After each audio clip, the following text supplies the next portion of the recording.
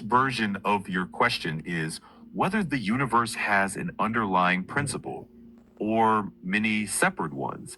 And if we're perceiving patterns that feel like cosmic design, but might actually be how our minds organize reality, that distinction matters.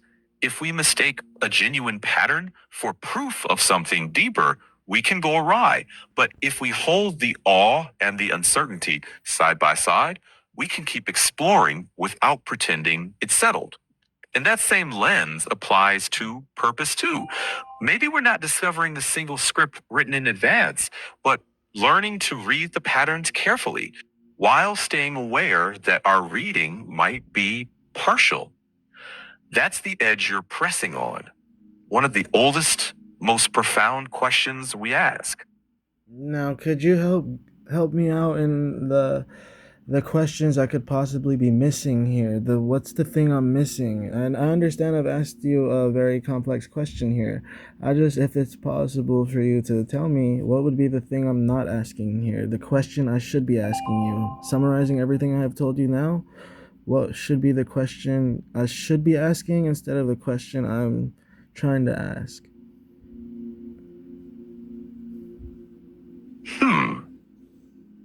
Let me see. Interesting. The question beneath your questions might actually be what relationship between awareness, reality, and meaning keeps showing up here. Then instead of chasing a single right answer, you might ask yourself, what evidence would actually change my mind? Or what would it look like if humanity was living in line with its purpose? You know, what would that actually look like? And one more. How do you tell the difference between patterns that are features of reality versus features of our pattern seeking minds? Those questions keep the wonder alive, but without losing humility.